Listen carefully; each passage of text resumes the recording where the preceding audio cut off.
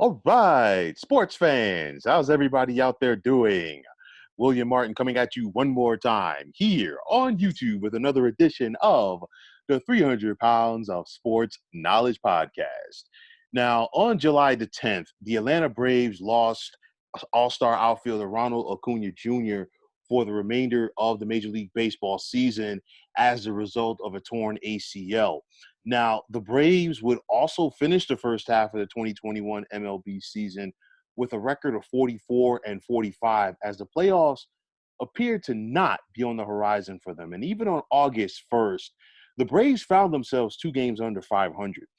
But with the struggles of both the New York Mets and Philadelphia Phillies, it has kept the door open for the Atlanta Braves, and they have really taken advantage of it. Now, since August the 3rd, Atlanta has been one of the hottest teams in baseball as they are 15-2 over that stretch. And in that process, the Braves now find themselves in first place in the NL East with a workable margin over both the Phillies and the Mets. Right now, the Braves are 5 games up on Philadelphia, while they are 7 games up on the Metropolitans. And unlike the Mets and Phillies, the Braves have been taking care of their business against the teams that they're supposed to beat. We saw the Phillies last week get swept on the road by the Arizona Diamondbacks, one of the worst teams in Major League Baseball. We've seen the Mets struggle recently with the likes of both the Pittsburgh Pirates and Miami Marlins. But with the Braves, they've won their last 9 contests, and in doing so, they swept the Washington Nationals, Miami Marlins, and Baltimore Orioles. 3 teams who are going to finish with 3 of the worst records this season in MLB. Now, you look at this lineup, and when you think about it, when you lose somebody the caliber of Ronald Acuna Jr., who is an MVP candidate when healthy, everybody has to step up. Freddie Freeman has been the model of consistency for this Braves club for so many years, and he's doing it once again. A 299 batting average to go along with a 396 on base percentage, 27 home runs, and 70 runs batted in. Then you look at guys like Ozzie Albies, Dansby Swanson, and Austin Riley and what they brought to the table for this lineup this year. Charlie Morton and Max Fried have been steadying this rotation. And, Will Smith has been pretty good in the ninth inning for Atlanta and manager Brian Snitker. And credit to Snitker because it's a situation where, you know what, not only does he have his finger on the pulse of this club, he kept them on balance and on track. And I say that because when you lose somebody the caliber of Acuna Jr., it's very easy to go in the tank and say, you know what, it just ain't in the cards for us. And you know what? I did a podcast about this after the Acuna Jr. injury last month. And I said, you know what? This is going to be an opportunity for both the Mets and the Phillies to kind of step up and do their thing. And as of right now, neither one has. And you look at it, and I've continued to say it, that, the first team to 85 wins is probably going to win the National League East because at some point, somebody had to take control of that division. The Mets have had their opportunities, as have had the Phillies. And you know what? Neither one of them can get out of their own way. And the Braves, the team who a lot of people expected to win this division coming into the regular season, they're looking like that team once again. And you look at it, the Braves, I really like their chances right now in regards to winning the National League East. First and foremost, they're hot. Secondly, you look at their schedule for the remainder of the season. And honestly, if the Braves can get past this upcoming week without giving up too much ground on first place in the NL East, they're going to be in a good spot.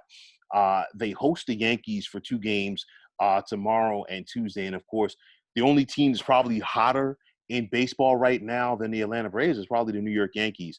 After that, the Braves will host the San Francisco Giants for 3 games this weekend. Of course, the Giants are currently in first place in the NL West, which is followed by a road trip first with 3 games in LA versus the Dodgers. And then after that, 4 in Denver versus Colorado. But once you get past that Dodgers series, they play a lot of teams that don't have winning records right now. And after that Dodgers series, they don't play another team with a winning record, do the Braves, until mid-September when they travel to take on San Francisco. That's going to be one of their longest road trips of the year, 3 in Frisco, 4 in Arizona, and then 3 more in San Diego.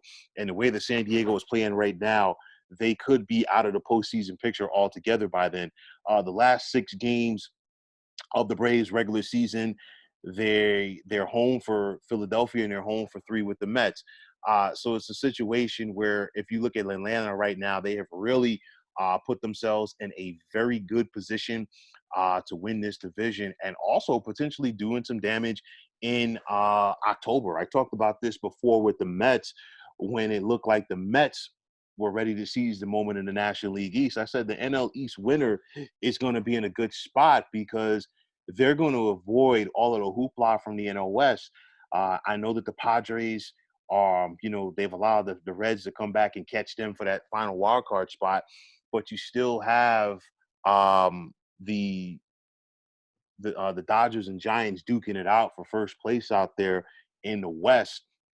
And of course, both of those teams cannot win the division. Only one team can win the division, and of course, somebody's going to be subjected to the wild card game.